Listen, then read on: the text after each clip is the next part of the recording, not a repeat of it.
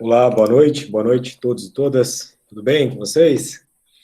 Nelson, Tamara, Lorena, Adriano, Odineia, Ô, Alexandre, tudo bem? Sayuri, Oi, Thalita. Como é que vai? Tudo bem, Adriano? tudo já, graças a Deus, e senhor?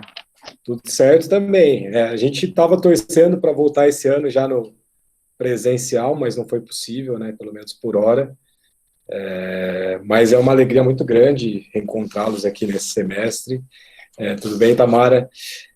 Então, eu tenho certeza que querendo ou não, esse semestre a gente vai colocar ali algumas questões. É um semestre, creio eu, que seja um pouquinho diferente, mas a gente vai tentar manter um nível de aula que seja compatível ao nível de vocês, um nível alto, o nível que vocês merecem, e que a gente consiga caminhar dentro desse semestre de uma forma que seja proveitosa, não só para vocês, mas também para mim, que a gente consiga construir algo de forma conjunta, que é mais ou menos o que eu entendo como uma pedagogia, né? Uma pedagogia que seja conjunta e não individual, não uma coisa metódica. Tudo certo, Tamara? Como é que você está? Bem, então, só explicando, colocando algumas questões, né? Nós teremos aulas nas terças-feiras e nas sextas-feiras, na terça no segundo horário e na sexta no primeiro horário. Eu não sei se eu sou o primeiro professor que estou falando com vocês aqui nesse semestre, mas as aulas desse semestre elas voltam mais ou menos ao mesmo tempo, o tempo, digo, de aula, que era como era antigamente, né, na forma presencial. Então, em tese, nós teríamos 1h40 de aula. Eu acho isso, eu não tenho nenhum problema de falar isso, porque eu falo isso com uma consciência tranquila, por ser aluno também, por estar nos bancos acadêmicos, enfim, que é uma coisa muito difícil de funcionar, uma aula expositiva, principalmente, de 1h40 online, que vocês saem de uma aula e entram em outra aula, ou seja, uma noite inteira online, de aulas assim, de 1h30, creio eu que não seja algo que funcione tão bem assim, né? Não sei a opinião de vocês, a gente pode até conversar um pouco sobre isso, mas eu ainda estou até pensando como que a gente vai fazer nesse semestre para a gente conseguir se entreter, né? E eu tenho algumas possibilidades. Vou provavelmente trabalhar um tempo de aula expositiva, né, que ainda é assim em algumas matérias, como, por exemplo, no direito civil, aqui para nós, infelizmente a gente tem que dar aula expositiva, é uma coisa um pouco mais monótona, mas creio eu que seja uma coisa que a gente consiga construir também de forma conjunta, porém, principalmente, dentro de um X tempo das nossas aulas, eu quero trazer algo o mais prático possível, tanto em jurisprudência, a gente vai constatar algumas questões interessantes na jurisprudência, né, dentro dessa matéria, porque a gente pensa, né, nossa, direito de família, né? Será que tem jurisprudência sobre isso? Não corre tudo em segredo de justiça? Como que funciona? E a gente vai constatar ali algumas questões, principalmente agora, principalmente aqui, por exemplo, no Tribunal de Justiça do Estado do Paraná, acho que em 2018, 2019, melhor dizendo, 2019 e agora, mais presente em 2020, finalmente as jurisprudências começaram a ser publicizadas, né? Evidentemente que respeitando o sigilo dentro dos casos, mas a gente tem uma jurisprudência, e isso que importa. E, então, eu estou pensando em trazer muita jurisprudência, trazer várias questões, porque, como eu comentei com vocês, o direito de família é algo, e a gente vai colocar alguns pontos hoje, mas é um direito que talvez seja um direito mais mutável, é um direito que você não consegue fechar uma conceituação, é um direito em que, quando você está conceituando, já passou algo e aquele algo não está dentro desse conceito que você acabou de elaborar. Então, só queria passar para vocês isso. Portanto, eu penso em fazer um X de aula expositiva e um Y de algo um pouco mais prático, não sei, trazendo petições, trazendo jurisprudência, trazendo exercícios, algo de fixação da matéria, porque a gente vai verificar que existe muito bom senso, mas a gente vai verificar também vários problemas dentro da prática dos tribunais, como, por exemplo, o conceito de união estável. Vira e mexe, a gente vai se depara com comarcas em que o juiz, que é juíza da vara de família, acaba conceituando, ou acaba aplicando o conceito de união estável que não é compatível com o conceito mais contemporâneo, com o conceito mais aceitado. Acaba se utilizando de súmulas do STF, súmulas, lembrando que são súmulas enquanto o STF julgava matérias infraconstitucionais, ou seja, são súmulas muito antigas do STF, sendo aplicadas até hoje, coisas que já estão extremamente ultrapassadas, como, por exemplo, só para ilustrar dentro disso que eu estou colocando, mora uxório, né, aquele exemplo de, as pessoas precisam coabitar sob o mesmo teto para ter uma união estável. Isso é algo ultrapassado, isso é algo extremamente ultrapassado, não é isso que caracteriza a união estável, a gente vai chegar nessa caracterização, nessa conceituação do que seria união estável, mas a gente se depara, e muitas das vezes, na prática, com advogados, advogadas, juízes, juízas, enfim, promotores, trabalhando essa conceituação, que é uma conceituação extremamente ultrapassada. Então, isso é um exemplo de quão dinâmico é como é o direito das famílias, até mesmo na questão da conceituação, né, direito de família, direito das famílias, qual que é o termo correto, qual que é o substantivo, na verdade, correto, e a gente vai colocar algumas questões aqui nessa aula inicial. Então, como eu coloquei, eu sempre sou muito transparente com vocês, ou pelo menos sempre busquei ser o mais transparente possível. Então, a gente vai tentar essa metodologia de um X de tempo de aula expositiva e o restante com coisas mais práticas, com algo mais que vocês consigam se entreter de forma mais direta, e claro que eu estou contando muito com a participação de vocês, principalmente porque eu tive a oportunidade de conhecer vocês na forma presencial, o que eu imagino que é algo que acaba aproximando a gente, principalmente, assim, pelo menos para mim, né, vamos dizer assim. Então, uma outra coisa que eu estou tentando fazer, porque quando eu fiz estágio de docência na UEL, semestre passado, e a gente trabalhou muito com o Classroom. Não sei se outros professores aqui da casa trabalham ou trabalharam com o Classroom, mas o Google Classroom é uma ferramenta que vai facilitar muito a nossa vida se a gente conseguir utilizar de forma conjunta. Por quê? Porque o Classroom, eu acho que um dos pontos, eu preciso até confirmar, mas eu acho que todos precisam ter e-mail da Gmail. Então, por exemplo, eu vi que o Nelson já entrou, o Adriano, essa melhor juíza, a Lorena, que creio eu que eram as pessoas que eu já tinha dentro do meu e-mail com o Gmail. Então, se quem não tem Gmail, eu peço de forma encarecida para entrar dentro do Classroom, ou se não conseguir, ou se sentir incomodado também, é claro que a gente vai alimentar a nossa plataforma EAD da faculdade, então a gente vai alimentar a plataforma EAD da faculdade, que é um requisito, né, para mim. Então tudo que eu colocar no Classroom eu vou colocar lá, mas um dos principais objetivos do Classroom é, além das atividades, né, que a gente consegue desenvolver lá, eu tenho um link fixo do Meet. Então, o ano passado, melhor dizendo, eu trabalhei muito com o Zoom. Agora, nesse começo de ano, eu parei de assinar o Zoom por um tempo, porque eu não estava mais utilizando, principalmente porque as atividades aqui no escritório, elas voltaram de forma um pouco mais forte na forma presencial, claro que tomando as medidas necessárias, mas eu parei de assinar o Zoom. Se for o caso, e a gente não conseguir se adaptar ao Meet, eu já trabalhei muito com Meet, na UEL estava trabalhando com Meet, então eu acho que a gente não vai ter tanto problema, mas eu acho que é muito mais interessante a gente ter um link fixo da nossa turma, e outra, eu não preciso ficar autorizando também todo mundo que entra, enfim, é uma coisa que vai facilitar as nossas vidas, e então eu peço para que vocês, quem não tem o e-mail do Gmail, me mande ali no grupo do WhatsApp ou no privado, e quem não tem, eu peço também para que crie, porque eu acho que é uma facilidade que vai bater e vai atingir a todos nós, tá? O plano de aula, eu não vou fazer o plano de aula de forma completa, ele já está lá no nosso sistema, no nosso GIACAD, e ele também está no nosso, eu coloquei lá no Classroom, então quem tem já acesso ao Classroom vai verificar que já tem o plano de ensino.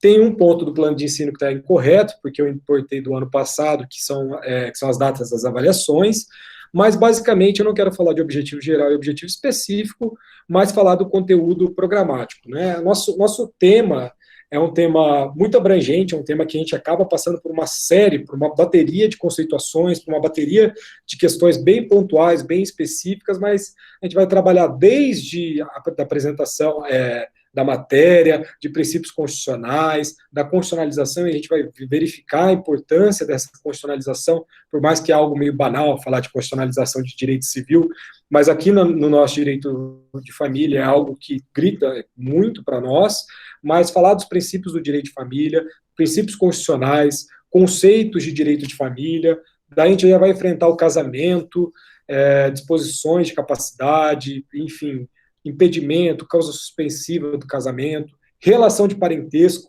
que é uma confusão que a gente tem na prática muito grande, a gente, é um exemplo banal também, mas primo de segundo grau para o nosso direito civil, nem primo ele é, entre aspas, por quê? Porque ele não é de quarto grau, dentro do que a gente vai estudar na relação de parentesco, são coisas que a gente vai enfrentar que são bem interessantes.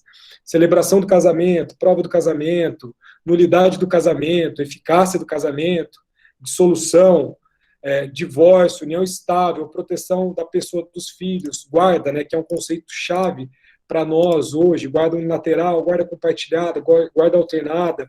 Eu tive a felicidade de orientar um aluno o ano passado em relação à questão da guarda, e ele trabalhava a guarda compartilhada como um possível remédio em relação à alienação parental. Então, além disso, a gente vai falar um pouco de alienação parental, filiação e investigação de paternidade, poder de família, né, que é algo extremamente importante, poder familiar, regime de bens a gente vai sempre trabalhar, eu acho que o regime de bens é uma das coisas mais importantes aqui para o nosso direito de família, usufruto e administração dos filhos menores, alimentos, tutela e curatela, que é o último livro ali, a última parte desse grande capítulo, que é o capítulo de família do nosso Código Civil. Então, a gente tem uma série de questões para trabalhar, claro que elas se interrelacionam, elas dialogam entre si,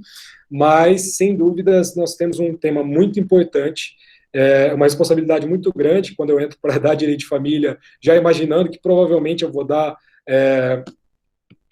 sucessões o semestre que vem, então, provavelmente, se tudo continuar caminhando da forma que está, eu coloco direito de famílias esse semestre, e no semestre que vem a gente enfrenta sucessões. Então, quando a gente tem essa possibilidade de saber que vai ser um trabalho provavelmente contínuo, me traz muita segurança, porque eu sei como vocês vão chegar lá nesse segundo semestre de 2021. Quando vocês forem trabalhar sucessões, é fundamental que vocês tenham em mente com as características dos regimes de bens, porque isso que vai diferenciar o que determinada parte vai dar ou não, enfim.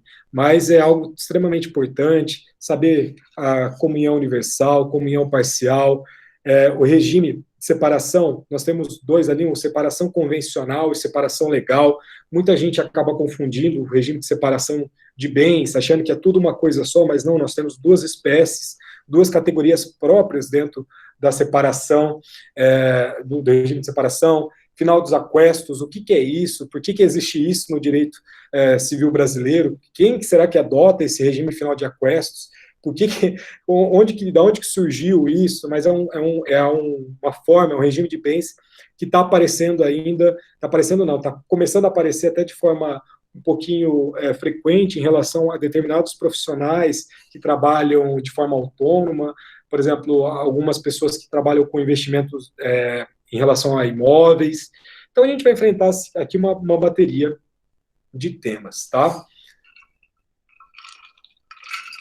E, novamente, se vocês tiverem alguma dúvida, sempre parem, perguntem, a gente vai construir isso de forma conjunta. Então, basicamente é isso. A única coisa que eu falei para vocês que tá incorreto ali no meu plano de ensino, eu corrigi, eu mandei no JACAD corrigido, não ainda no sistema lá do plano de ensino, mas eu acho que enfim, está no Classroom e está na plataforma EAD, mas as avaliações, primeiro bimestre, a gente vai ter um trabalho escrito, o trabalho escrito que eu vou disponibilizar para vocês o mais rápido possível, creio eu que eu já disponibilize esse trabalho no final da semana que vem, e esse trabalho tem uma entrega até dia 26 de março, que é uma sexta-feira, que tem um valor de 5 pontos.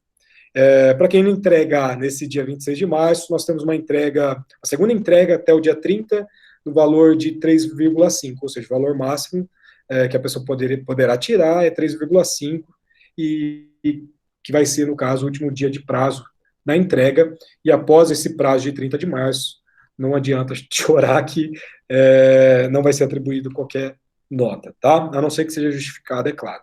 E uma prova online, valendo 5 pontos. Essa prova, geralmente, eu tento trabalhar várias questões, mas vocês escolhem algumas questões, enfim, é algo muito flexível, e quando chegar mais próximo da prova, claro que eu vou explicar para vocês. Essa prova online, ela já tem uma data, dia 23 de abril de 2021, claro que essa data é uma data preliminar, essa data não é uma data fixa, provavelmente não, mas ela pode ter alguma alteração, mas a data dessa prova do primeiro bimestre, 23 de abril, tá? Segundo bimestre, uma prova multidisciplinar. Estou vendo como que eu vou fazer isso, com qual professor que eu vou fazer isso. A gente trabalhou responsabilidade civil semestre passado. Quem sabe a gente pode colocar uma prova multidisciplinar em que se dialogam duas matérias do direito civil, enfim, 2 disciplinas do direito civil, ou o mais indicado mesmo seria trabalhar com outro professor, e aí a gente vai verificar como que a gente vai... Oi? Com processo civil não daria? Porque daí a gente talvez entenderia a interdisciplinaridade, né? Como que na prática isso se comunica ali, a autuação dessas coisas que a gente vai aprender na matéria. Claro. Se for possível, né? Sim. Processo civil é o nosso caminho, né? É o nosso... Não adianta nada ter só o direito civil sem o processo. Então, pode ser também, é uma possibilidade. É que eu queria fazer algo um pouco mais, vamos dizer assim, não convencional. Mas, se eu não conseguir, o processo civil ele acaba entrando como a forma mais tradicional, entre aspas, de uma multidisciplinariedade, né? Dá para trabalhar várias questões aí, até mesmo como que funciona algumas, enfim, um processo de reconhecimento de união estável pós-morte, por exemplo. Enfim, é algo que eu estou pensando. A gente vai fazer isso só no dia 8 de junho, então eu tenho um tempo ainda para amadurecer a ideia, então eu preciso sentir como é que vai ser aí esse semestre para a gente colocar, mas é uma boa sugestão, obrigado. Além disso, é um trabalho individual. Esse trabalho individual é um roteiro de questões.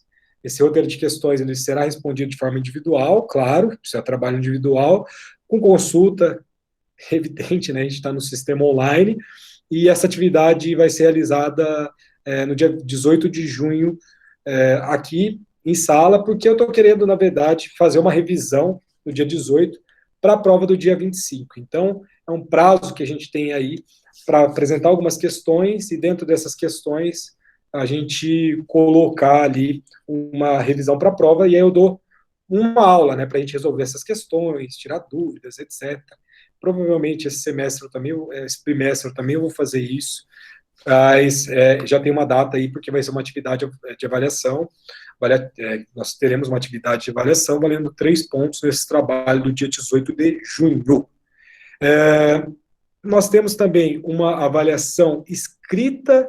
Essa avaliação vai ser uma prova valendo 5 pontos, está datado do dia 25/6, ou seja, dia 18, uma semana depois, nós fazemos essa prova no dia 25, essa prova vai ser individual. Talvez a atividade que eu coloco no dia 18, pode ser que ela se transforme numa atividade em dupla, vai variar aí com o desempenho da turma. Então, se a turma colaborar, a gente faz um trabalho conjunto em dupla no dia 18 e uma prova individual no dia 25, tudo aí, enfim, eu trabalho com um formulário da Google, então dá para eu fazer essa prova no Classroom também. Então, assim, me ajudem no Classroom, que ele será muito bem utilizado, beleza? O exame, tenho certeza que ninguém vai ficar de exame, mas já tem a data, dia 9/7, ninguém vai ficar de exame. Seminário, num primeiro momento, Sayuri, eu não pretendo fazer seminário. A gente colocou seminário semestre passado. Eu tenho uma opinião muito específica sobre seminário, porque eu acho que não sei se funciona tão bem assim, tá? Então, eu não trabalho, a gente trabalhou semestre passado porque foi uma recomendação, mas eu não pretendo trabalhar com seminário. Eu pretendo trabalhar com outras formas de atividades que vocês participem, aliás, vocês devem participar sempre, mas eu acho que o seminário não funciona, porque a gente, até o semestre passado a gente tinha um tempo reduzido, foi um negócio confuso, não acho legal, eu acho o seminário muito importante, mas tem temas e temas. Se a gente tivesse, por exemplo, numa aula de introdução ao estudo do direito, com certeza eu ia socar seminários em vocês, mas como a gente está dentro de uma matéria um pouco mais, vamos dizer assim, não zetética, né, uma matéria que a gente coloca mais os conceitos, tal, eu acho que é mais fácil, eu prefiro que eu faça isso do que terceirizar essa responsabilidade para vocês, tá? Mas é evidente que eu vou colocar vocês para trabalharem, eu lembro que eu coloquei algumas questões para vocês já no ano passado, com jurisprudência, eu acho que até mandei um vídeo no grupo do WhatsApp, como pesquisar jurisprudência que não seja do Jus Brasil, não tem problema ser Jus Brasil, mas é muito mais, vamos dizer assim, profissional vocês pesquisarem uma jurisprudência direto no site do próprio Tribunal de Justiça, seja Paraná, seja Santa Catarina, São Paulo. A gente vai constatar que no direito das famílias, 2 tribunais se destacam, com destaque para um tribunal de forma específica, bem específica, que é o Tribunal de Justiça do Rio Grande do Sul. O Tribunal de Justiça do Rio Grande do Sul é um tribunal muito, vamos dizer assim, me fugiu o termo agora, mas é um tribunal que ele puxa muita coisa, muito vanguardista, esse é o termo, é um tribunal de vanguarda no direito brasileiro, então muitas questões que a gente acaba demorando aqui no Paraná, isso que o Paraná é bom, mas acaba demorando 10 anos, o TJ do Rio Grande do Sul já resolveu isso, já pacificou a matéria aqui no direito de família há algum tempo, então é um tribunal muito interessante, a gente vai trabalhar muito com alguns exemplos lá do Rio Grande do Sul, perfeito? A nossa aula de hoje, eu quis colocar algumas questões para vocês, quis colocar algumas, para não ser uma aula, aspas, perdida, né? Eu não vou usar o tempo inteiro da aula, como eu falei para vocês, não vou usar essa, entre aspas, 1h40, que seria o convencional, principalmente hoje, porque eu acho que a gente está começando o ano, e estamos começando o ano numa sexta-feira, na semana do carnaval, então não sei se funcionaria tão bem, eu estou feliz que tem uma quantidade de alunos que eu nem estava esperando, então eu vou trabalhar algumas questões já aqui com vocês, essas aulas novamente, todas estão sendo gravadas, todas serão submetidas à plataforma EAD, e eu disponibilizo também no YouTube, algumas aulas, principalmente aquelas aulas gravadas, eu estava soltando no YouTube, porque as aulas gravadas eram aulas um pouco mais curtas, enfim, tirando aquela de dano moral que eu traumatizei todo mundo, eram aulas bem pontuais, e funcionava bem lá no YouTube, mas eu alimento o YouTube, dependendo, aqui vocês vão constatar também um ponto,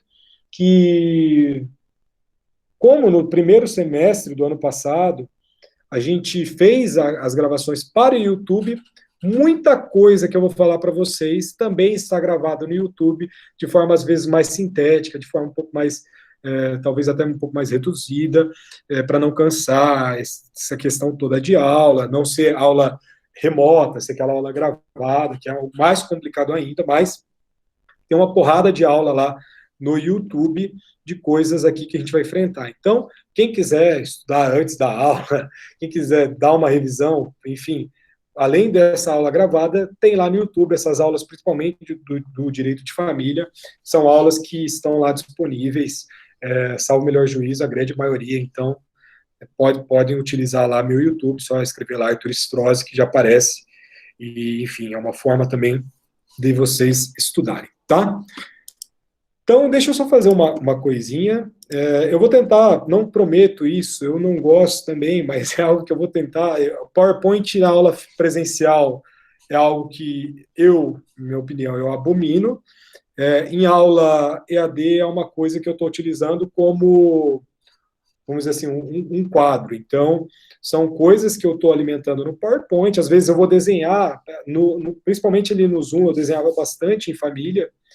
A gente vai entender o porquê desses desenhos, né? Mas, no primeiro momento, eu vou fazer algumas coisas aqui no PowerPoint. Não são coisas profissionais, eu sou longe de ser profissional de PowerPoint, eu passo vergonha, geralmente, por exemplo, no mestrado, quando a gente desenvolvia seminários, eu mandava o meu roteiro e as pessoas montavam lá Prezi. Eu acho assim, quem sabe mexer em PowerPoint, quem sabe mexer em Prezi, são pessoas iluminadas, porque eu acho que, nossa, é uma outra qualidade do trabalho, mas eu, infelizmente, não tenho esse dom, não tenho essa paciência, então eu vou fazer aqui PowerPoints bem simples, bem objetivos, bem só para ter mesmo conceituação, algo bem pontual mesmo, tá? Então vamos lá. Deixa eu compartilhar aqui para vocês. Então todos os PowerPoints também eu vou mandar no Classroom e vou mandar também lá na plataforma EAD, tá? Então, acho que já está compartilhando aí, né? Deixa eu só minimizar aqui para mim. Vocês estão vendo aí já?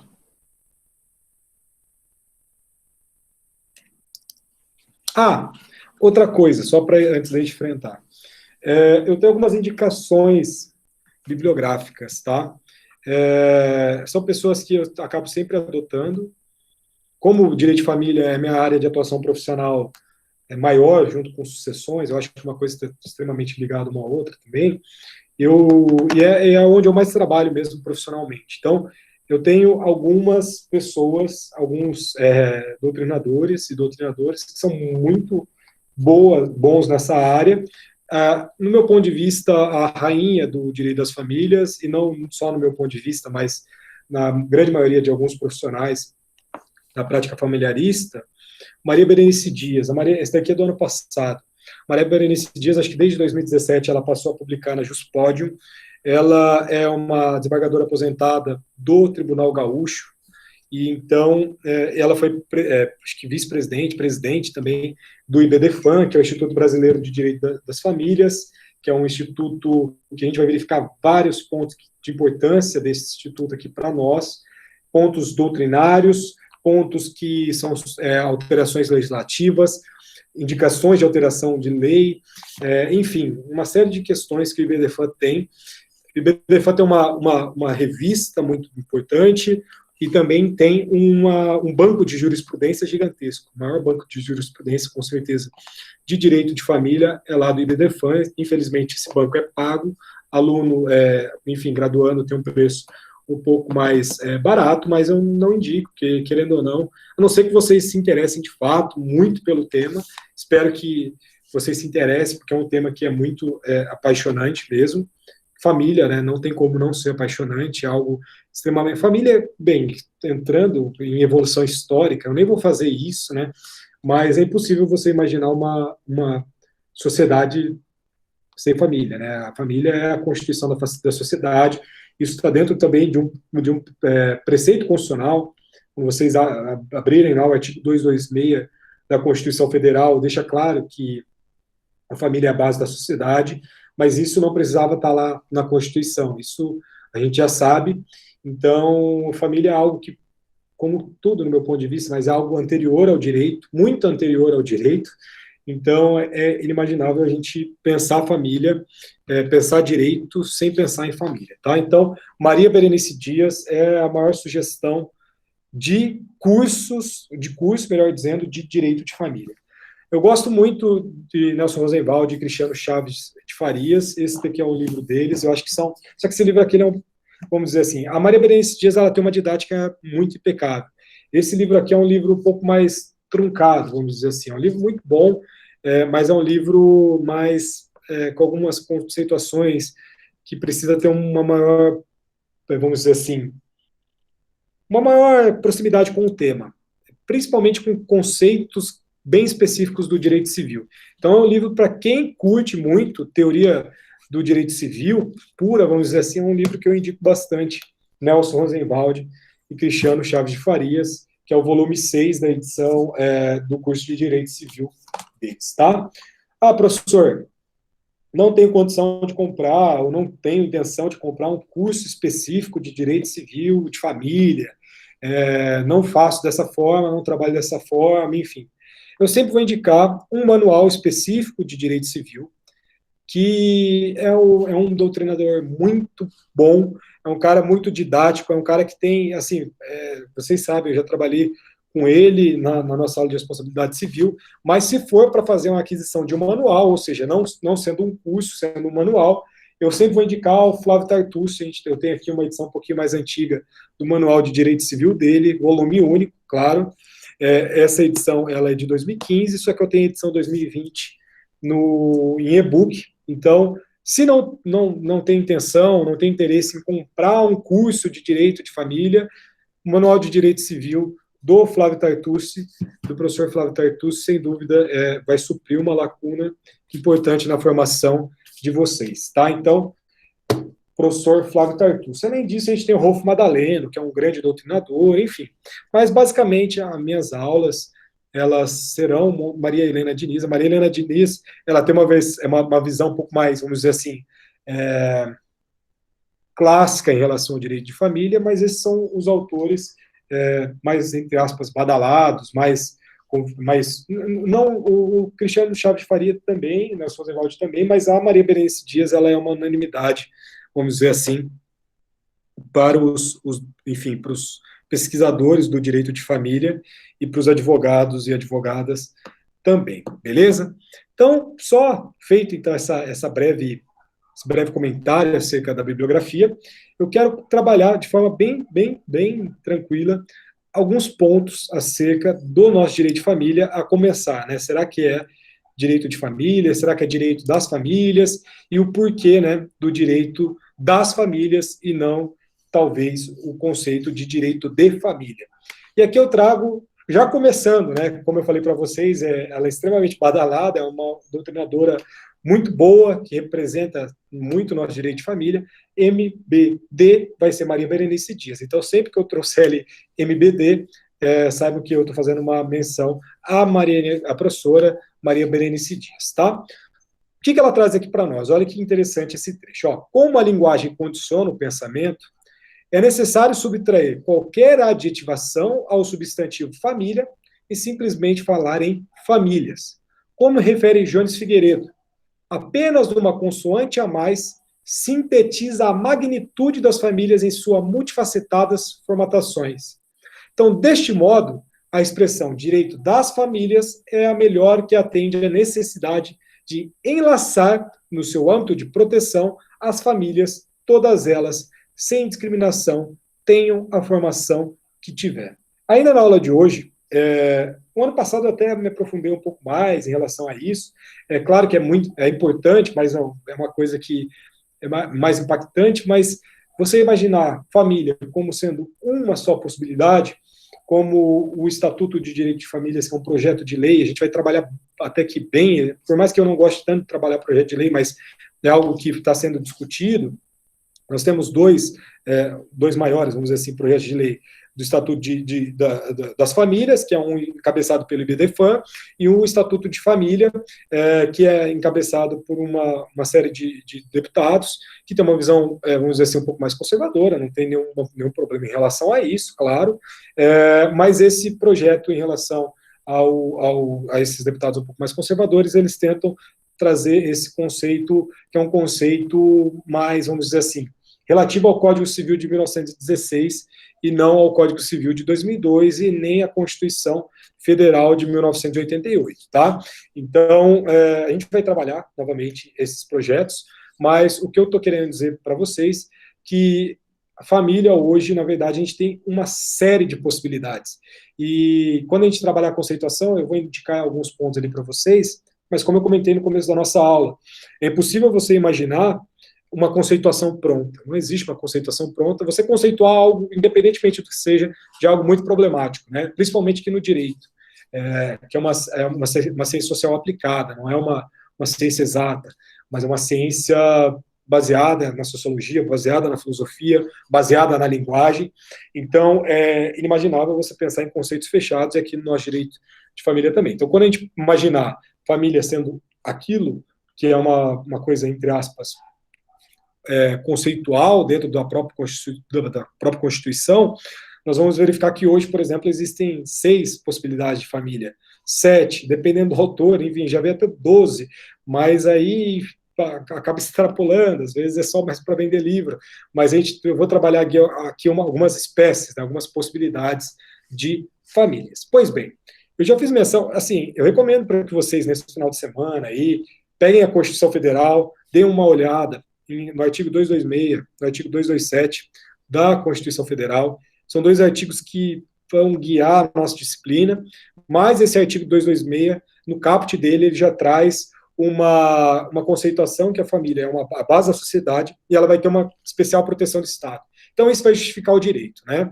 Como ela tem uma proteção especial do Estado, é claro que o direito vai entrar. Então, a família, na nossa Constituição Federal, ela vai ser cantada e vai ser decantada, vai aparecer muito como a base da sociedade. E sendo a base da sociedade, evidentemente, ela precisa de uma proteção, de uma tutela estatal.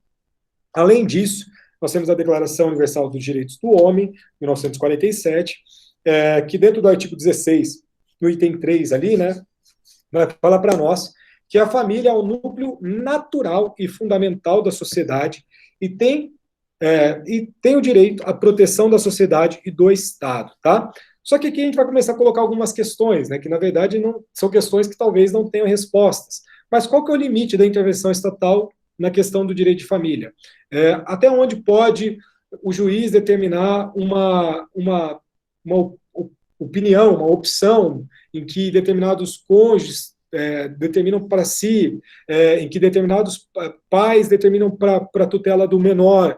Enfim, a gente vai tentar questionar qual que é o limite da intervenção pública na esfera privada, porque, entendam, né, nós estamos num, entre aspas, seio íntimo, que é a esfera privada, a família, a nossa família, e aí vem o Estado querendo interferir. Tá, beleza. Vai ter interferência, porque é uma base de uma proteção, a gente vai verificar que tem questões ali pontuais em relação à igualdade, etc, etc, etc, mas até onde é esse limite? Isso é uma pergunta que a gente coloca e ela não tem resposta. A resposta, na verdade, é a análise do caso concreto.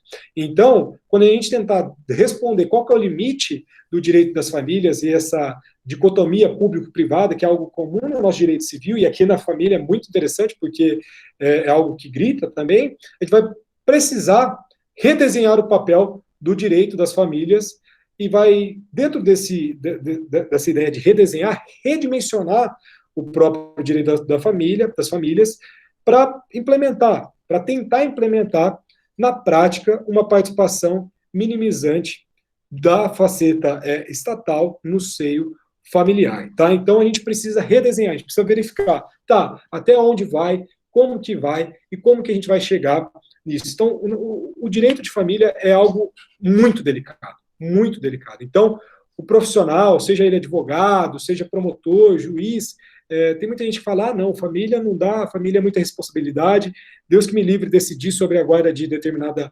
criança, não consigo, imagina, enfim. Só que a gente vai verificar que nós, como auxiliares da lei, auxiliares, enfim, da própria sociedade, nós temos um papel muito, muito importante, principalmente na intenção de relações contínuas, por exemplo, na guarda. O casal é casado, mas não deu certo, faz o divórcio, feito o divórcio, a criança, numa eventual hipótese, ela permanece. E se ela permanece, é uma relação que vai se prolongar no tempo, é uma relação contínua. Então, qual que é a responsabilidade do advogado quando um casal, seja esse casal em litígio ou não, ele vai ter que ter esse papel de conseguir, entre aspas, desmembrar, conseguir dialogar. Então, o direito de família, ele não é um direito, vamos dizer assim, somente do profissional do direito. A gente precisa nos apoiarmos em uma série de outros profissionais, psicólogos, assistentes sociais, enfim, que são dois exemplos um pouco mais banais, assim, que acabam aparecendo mais na prática, vamos dizer assim, mas é nítido que assistentes sociais têm um papel extremamente fundamental aqui para a nossa matéria, extremamente fundamental. Então, até mesmo quando a gente pensa em multidisciplinariedade, nós constataremos que aqui no direito de família, das famílias, corrigindo aqui o termo, é algo que aparece de forma veemente. Então, é inimaginável a gente pensar em qualquer direito, um direito fechado,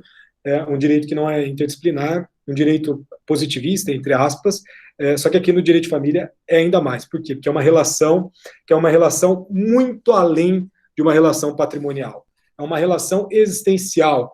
Claro que vai ter patrimônio, só que eu vou falar para vocês que hoje o patrimônio, por si, não é algo tão complexo de se resolver, tá? E a gente vai entender o porquê isso no decorrer das aulas. Mas é nítido que nós estamos dentro da esfera de direitos da personalidade, dentro da esfera de direitos, principalmente direitos existenciais. Então, é um direito muito delicado. E aí aparece uma série de questões que a gente pode até colocar desde logo para vocês. Por exemplo, qual que é a natureza jurídica, então, do direito de família? Eu não coloquei em slide, só que a gente vai constatar que o direito de família, ele traz para nós normas, será que de ordem pública ou de ordem privada? E aqui a gente já começa a dialogar em relação aos limites, né? Só que é nítido que o direito de família, ele vai trazer de forma essencial, tá? De forma essencial, não é, assim, é predominantemente, tá? Normas de ordem pública. Então, norma de ordem pública ou norma cogente, ou seja, por quê? Nós estamos diante de um direito existencial intimamente ligado, assim, é muito problemático conceituar direito existencial, mas vamos trazer, assim, uma concepção de dignidade da pessoa humana. Então, assim, é algo que está nítido, que está interligado à concepção de dignidade da pessoa humana, e estando ligado à dignidade da pessoa humana, é um direito existencial, e por ser um direito existencial, é um direito que as normas possuem uma ordem pública, uma ordem cogente. Então, os efeitos jurídicos do direito de família, de forma existencial, e diante da natureza dessas normas de ordem pública, a gente pode dizer que alguma previsão contratual, vamos dizer, que traga algo contrário ao que está dentro das disposições constitucionais ou das disposições do nosso Código Civil, essas normas serão nulas, tá? Então, por exemplo, qualquer norma que traga uma renúncia de direitos existenciais de origem familiar, ou que afastem ali, melhor dizendo, normas que protegem determinadas pessoas, é nítido que nós estaremos ali de normas nulas, tá? O Bruno, nosso coordenador, meu conhecido chefe, entrou na sala, eu vi que ele mandou uma mensagem, eu não respondi que eu já estava em aula, Brunão, mas seja bem-vindo aí, fica à vontade. Obrigado, boa noite. À disposição aqui de vocês. A gente quer fazer o máximo possível para que vocês tenham um bom semestre que vem, se Deus quiser, a gente consegue voltar, né, pelo menos para uma híbrida, e a gente tenta fazer sempre o melhor para todo mundo. Então, boa noite a todos aí, que vocês consigam aproveitar essas aulas de maneira online, consigam realmente absorver conhecimento, aprendizado, que vocês consigam tirar dos professores o máximo deles, enfim, e a gente vai esse semestre junto, estou aqui sempre à disposição dos professores, dos alunos, qualquer coisa, só me mandarem mensagem. Hoje é a primeira aula, já sexta, né, Arthur? Pelo amor de Deus, a galera já, sexta de quase carnaval, porque, né, começamos a aula ontem, mas espero que tenhamos um bom semestre. Beleza, pessoal? Boa noite a todos. Estou aqui à disposição, os professores. Arthur, boa aula. Qualquer coisa, estamos aí. Abraços. Obrigado, professor Bruno. Obrigado aí pela mensagem. Estamos à disposição aí também, o que precisar. Valeu. Bem, então, retomando aqui brevemente, nós temos, então, normas... Eu estava falando de norma de ordem pública, né?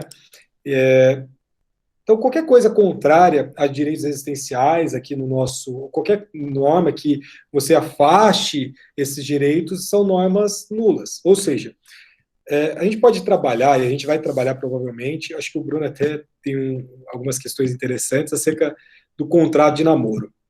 Contrato de namoro, a gente vai encontrar já livros sobre isso, só que o contrato de namoro é algo extremamente polêmico, mas muito polêmico, muito polêmico. Por quê? Porque esse contrato de namoro, no meu ponto de vista, é que eu estou sendo acompanhado, eu estou acompanhando, melhor dizendo, não sendo acompanhado, mas é algo que, por enquanto, é pacífico, que é nulo o contrato de namoro nos casos em que a pessoa A, a pessoa B, estejam envolvidas numa união estável. Então, se de fato existe a caracterização de uma união estável e as partes tentam ali afastar a caracterização dessa união estável dentro de um contrato de namoro, nós teremos ali uma renúncia de alguns direitos existenciais. E quando você tem a renúncia de direitos existenciais, esse é o ponto que eu estou trabalhando para vocês, norma de ordem pública, essas normas não serão nem anuláveis, elas serão nulas, tá? Então, renúncia, seja essa renúncia até mesmo de forma indireta de direitos existenciais, nós temos ali a nulidade desses direitos. Por exemplo, alimentos. Alimentos é um direito existencial, tá? Se você tentar afastar alimentos, por exemplo, em algum acordo que você faça, seja em algum divórcio, alguma, enfim, alguma união estável, contrato de namoro, essa cláusula nula. Ela vai ser questionada perante o juiz e o juízo já vai afastar essa cláusula pela patente nulidade, tá? Então, o nosso contrato de namoro, ele é um contrato, no meu ponto de vista, Pablo Stouzy segue isso, Flávio Tartucci segue isso, enfim, ele vai falar que eles falam, na verdade, que esse contrato de namoro é um contrato nulo, porque ele traz uma fraude à lei imperativa. Então, quando vocês pegarem ali a teoria das nulidades, dentro do nosso Código Civil, em especial o artigo 166, inciso 6º, nós estaremos ali numa fraude a uma lei imperativa, e sendo uma fraude à lei imperativa, por enquanto, como não existe ainda uma análise mais atualizada do STF em relação a isso, o contrato de namoro é nulo, e além disso, além de ser uma fraude à lei imperativa, o objeto desse contrato é um objeto ilícito. Então, o contrato de namoro, no primeiro momento, eu acabo, entre aspas, nem perdendo tanto tempo, só pontuo em relação a essas polêmicas, mas existem outras formas. Por exemplo, qual que é a ideia do contrato de namoro?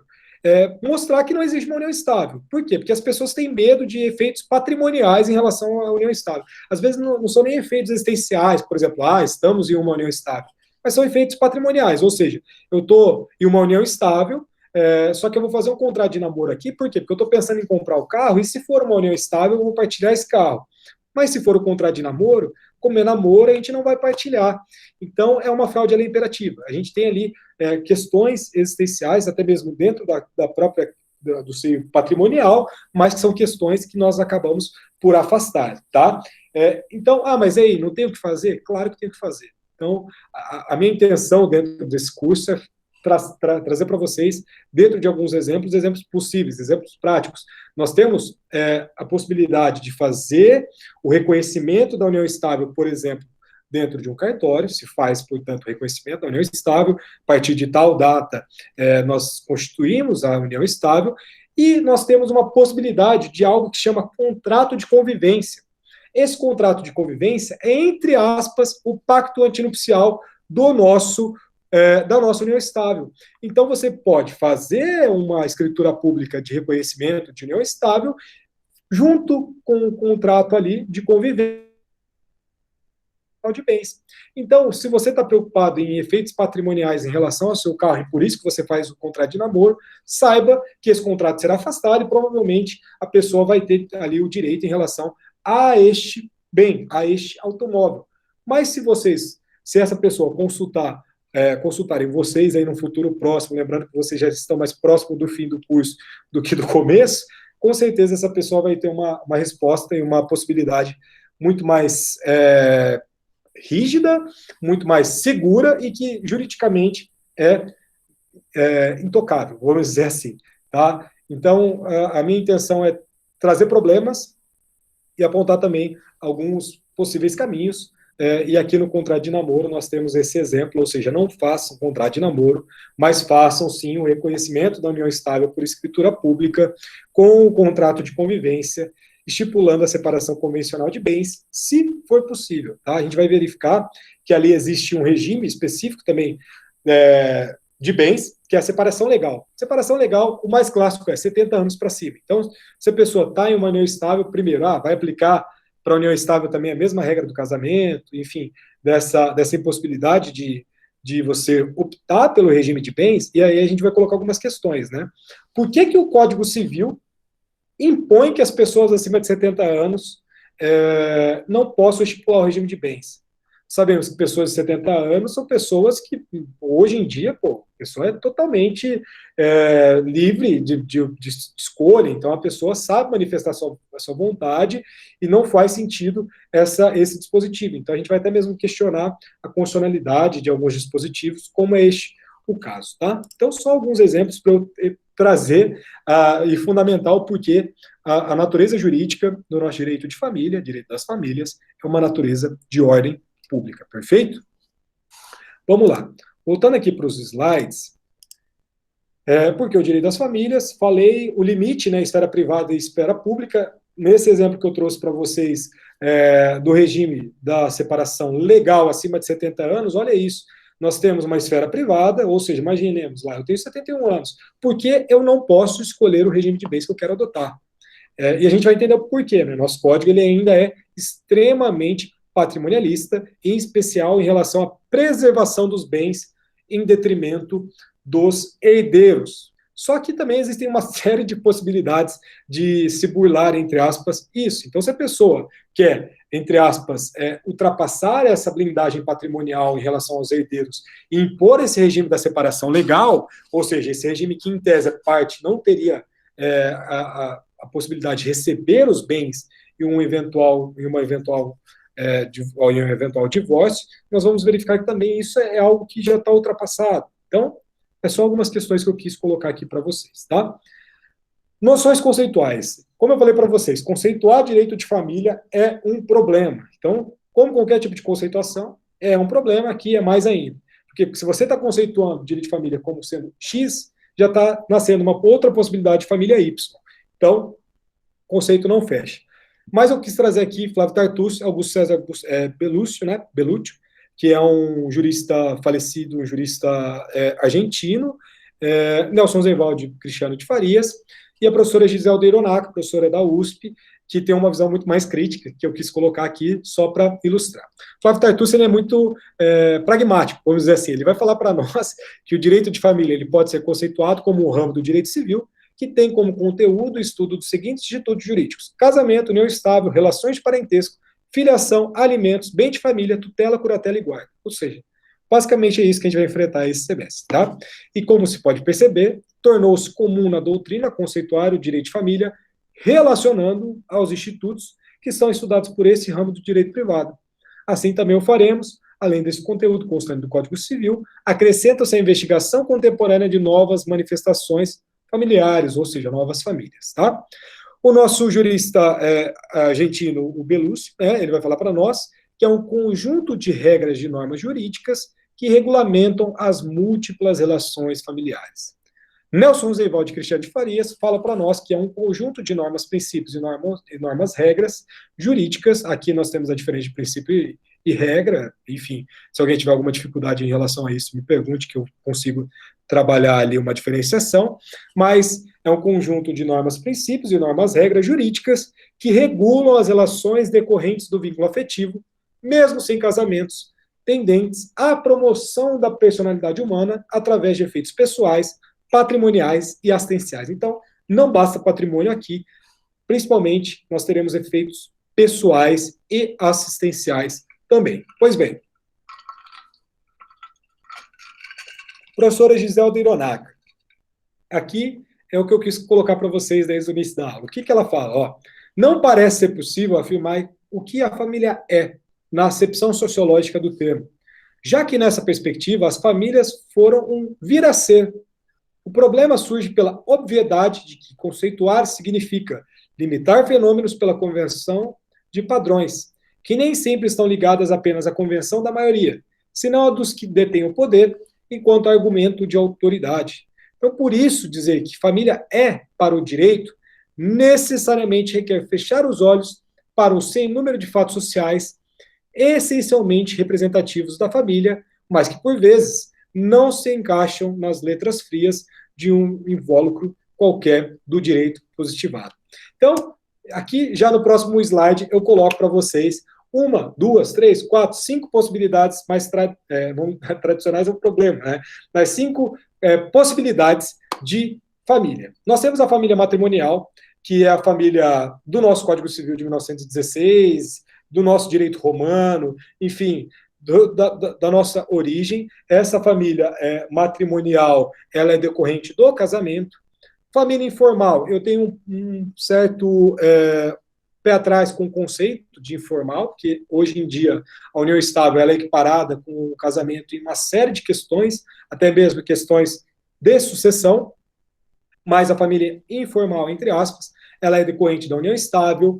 Família homoafetiva, que é decorrente da união de pessoas do mesmo sexo, já reconhecida nos nossos tribunais superiores, a gente vai estudar muito isso, que eu coloco aqui, né, o tema será aprofundado na presente obra, esse trecho eu tirei da obra do professor Flávio Tartucci, é claro que a gente vai trabalhar muito a parte da união estável e dessa formação da possibilidade constitucional da união de pessoas do mesmo gênero e do casamento também de pessoas do mesmo gênero. Família monoparental, a família monoparental ela é constituída pelo vínculo existente entre um dos genitores com seus filhos no âmbito de especial proteção do Estado, então monoparental. Família anaparental, a família anaparental ela é decorrente da convivência entre parentes ou entre pessoas ainda que não parentes, dentro de uma estruturação com identidade e propósito. Essa expressão eu coloco aqui para vocês, né? Sérgio Rezende de Barros, segundo as próprias palavras do professor Sérgio Rezende de Barros, que se baseia no afeto familiar, mesmo sem contar com pai nem mãe. De origem grega, o prefixo ana traduz a ideia de privação. Então, por exemplo, anarquia significa sem governo. Então, o prefixo permitiu criar, na visão do professor Sérgio Rezende de Barros, o termo anaparental, que é para designar a família sem pais. Então, aqui o professor Flávio Tartucci traz um exemplo banal também, que é a hipótese de duas irmãs idosas que vivem juntos, e que, claro, que isso é uma possibilidade de uma família, conforme o próprio STJ, melhor dizendo, entende, tá? Família, agora eu travei. Eudemonista, esse conceito é um conceito um pouco mais grego, vocês podem olhar ali até mesmo a etimologia da palavra, mas é para identificar a família pelo vínculo do afeto, né? Hoje em dia, essa ideia de eudaimonia é muito presente, talvez, do meu ponto de vista, se não ultrapassou, está para ultrapassar até mesmo a ideia de questões consanguíneas. O afeto hoje ele acaba se sobrepondo em muitas das vezes o vínculo sanguíneo. A família eudemonista, aqui na linguagem da professora Maria Belina esse dia, citando o Pelmiro Pedro Welter, traz que a busca a felicidade individual, vivendo um processo de emancipação dos seus membros. Então, um casal que convive sem levar em conta a rigidez dos deveres do casamento, é sim também uma família, e sendo uma família, ela merece a tutela e a preservação do Estado, principalmente para efeitos patrimoniais, assistenciais e existenciais, tá? Basicamente, nós temos algumas alterações que são gritantes nas últimas décadas, tá? Eduardo de Oliveira Leite é um jurista aqui do estado do Paraná, ele é de Curitiba, e o Eduardo de Oliveira Leite, citando o Jean Carbonnier, ele traz ali algumas alterações que o direito de família acabou sofrendo, vamos dizer assim, a própria família, né, acabou sofrendo no decorrer das últimas décadas. Quais sejam, né? A estatização. Então, diante da comum e crescente ingerência do Estado nas relações familiares, traz uma tendência de publicização da disciplina, que sempre foi muito ligado ao direito privado. Então, nós temos uma publicização veemente do nosso direito das famílias, como todo o nosso Código Civil, né? Nosso direito civil, dentro da ideia de constitucionalização do direito privado. Retratação, que é uma redução do grupo familiar ali em pais e filhos, ou seja, uma substituição da família patriarcal pela família nuclear, com um número menor de pessoas. A proletarização, ou seja, o grupo doméstico perde a sua característica plutocrática, ou seja, dominada pelo próprio dinheiro. Desencarnação, a substituição do elemento carnal ali, religioso, pelo elemento psicológico e afetivo.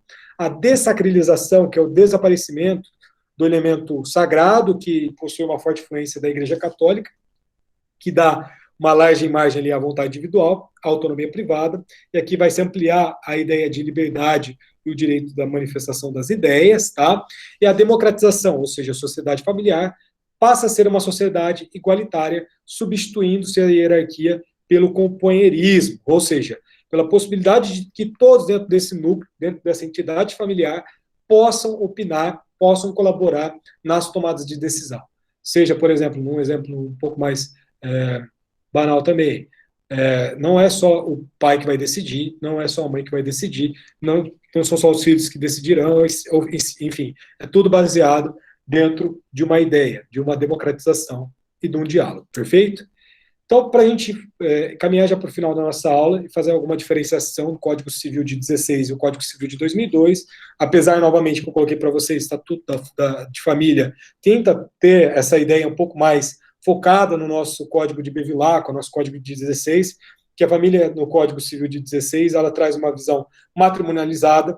Então, por exemplo, quando a gente for tratar de teoria das nulidades, do casamento, algo que a gente passa, porque ainda está no nosso Código Civil, mas a gente pensa, mas por que existe nulidade no casamento, sendo que existe o divórcio? É mais fácil fazer o divórcio, e hoje em dia a gente tem até mesmo algumas possibilidades de divórcio que basta a pessoa entrar, enfim, a gente não precisa, às vezes, nem de citação da parte contrária, a gente evoluiu muito. Aí se pergunta, mas por que tem nulidade no casamento? Sendo que é muito mais fácil fazer um divórcio. Por quê? Porque uma das únicas formas das pessoas, entre aspas, se separarem dentro do Código de 1916 era pela teoria das nulidades. Por quê? Porque era uma família matrimonializada, é uma família que era baseada no casamento, e esse casamento era rígido. Você não conseguia se divorciar, a não ser que trabalhasse ali a própria teoria das nulidades. Já no Código Civil de 2002, nós temos uma nítida pluralização. Então, uma família pluralizada, não é só mais baseada no casamento, é uma família baseada em uniões estáveis, etc, etc, etc, tá? Patriarcal, né, aquela visão aquela visão machista do pátrio poder, né, aquele pátrio poder patriarcal, que hoje em dia resta afastado pela própria Constituição Federal, ou seja, nós temos uma família mais democrática, hierarquizada, né, naquela ideia de um triângulo de base em que o pátrio poder decide e impõe em relação a todos os demais, e hoje nós não temos mais isso, em tese, por isso que eu coloco igualdade substancial, nós temos a igualdade formal, e a gente está lutando pela igualdade substancial, heteroparental, e no Código de 1916, e hoje nós evoluímos para hétero ou homoparental, biológica, e aqui hoje nós temos biológica ou socioafetiva. No Código Civil de 1916, a unidade de produção e reprodução era algo muito fechado, e hoje, no nosso Código de 2002, nós temos um nítido posicionamento da unidade socioafetiva, então nós temos reconhecimento de paternidade somente pela relação do afeto e não só pela unidade de produção e reprodução.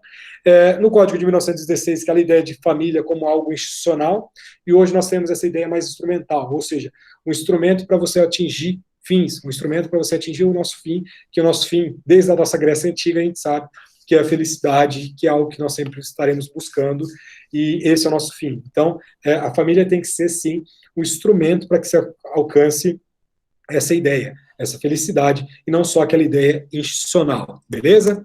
Além disso, essas profundas alterações que eu coloquei para vocês, do Jean Carbonnier, que traz Eduardo Leite aqui para nós no direito brasileiro, ele traz também um quadro comparativo de como era a concepção das famílias e como elas estão hoje, né? Como ela está, melhor dizendo, hoje. Então, como era? Era uma qualificação da família como legítima, tá? Então, legítima, aquela ideia de sangue, ou seja, você, enfim, categorizações, né? E aqui não, nós temos um reconhecimento de outras formas de conjugabilidade ao lado daquela família legítima, tá? Nós tínhamos também, antigamente, uma diferença de estatutos entre homem e mulher, e hoje nós temos, pelo menos no papel, né, uma igualdade absoluta de tomada de decisões, e etc., etc., entre o homem e entre a mulher. Antigamente também uma categorização dos filhos, a gente vai estudar também ali um pouco mais no outro semestre, mas, por exemplo, aqueles entre aspas, tá? Aqui eu peço que vocês não repitam isso, mas filhos havidos fora do casamento. Esses filhos, antigamente, eles não tinham direitos patrimoniais, então existia uma categorização. Hoje não. Por exemplo, a gente tem até hoje isso, mas vamos supor, se o filho ele é somente filho, vamos supor, do marido e não da mulher, ele tem uma desigualdade até hoje em relação a algumas características do direito sucessórios. E hoje nós ainda estamos engatinhando, mas buscando uma paridade de direitos entre filhos, independentemente da origem destes filhos. Como eu comentei com vocês, o nosso Código de 1916, ele tinha uma ideia de indissolubilidade do nosso vínculo matrimonial. Então, o casamento era extremamente rígido, era muito difícil. Existia uma separação de fato gigantesca, mas a separação jurídica era algo muito difícil. Na teoria das nulidades, acabava servindo ali como instrumento para se fazer isso. E aqui não. Hoje nós temos uma dissolubilidade muito grande do vínculo matrimonial. Vide aí os casos que a pandemia trouxe, que a gente pode também trabalhar nas aulas. Aqui nós chamamos a proscrição do concubinato, ou seja, uma ideia. O concubinato até hoje é um termo. Hoje, na verdade, ele é um termo que traz uma ideia pejorativa para nós. Então, esse banimento do concubinato, essa ideia de não aceitação de famílias que não eram aquelas famílias além daquelas famílias que eram ligadas ao vínculo matrimonial, e hoje nós não temos isso, é nítido, né? Nós temos o reconhecimento das uniões estáveis, independente se ela é hétero, se ela é homo, enfim, nós temos esse reconhecimento, então nós temos até mesmo esse reconhecimento como uma igualdade em relação aos efeitos patrimoniais e os efeitos sucessórios, beleza? Então, galera, como eu falei para vocês, hoje eu não quis ocupar tanto, eu falei um pouco até mais que eu achei que eu deveria falar, só queria novamente agradecer muito, mas muito, eu estou muito feliz de voltar com a turma de vocês, eu saibam, assim, sem demagogia, nós nem precisamos disso, mas eu gosto muito da turma de vocês me recepcionaram muito bem o ano passado, e eu espero que esse semestre seja um semestre, e esse ano talvez, né, seja um ano e um semestre muito proveitoso, mesmo que de forma online. Da minha parte, eu vou me esforçar o máximo possível para entregar aulas de qualidade para vocês, e saibam que eu sempre estarei à disposição aí para eventuais dúvidas e questionamentos, beleza? De resto, é desejar um bom final de semana para vocês, a gente se reencontra na terça-feira, e aproveitem aí, que a gente vai voltar com tudo esse ano. Obrigado pela oportunidade. Valeu. Professor. Oi. Professor, esse material de hoje está disponibilizado semana que vem?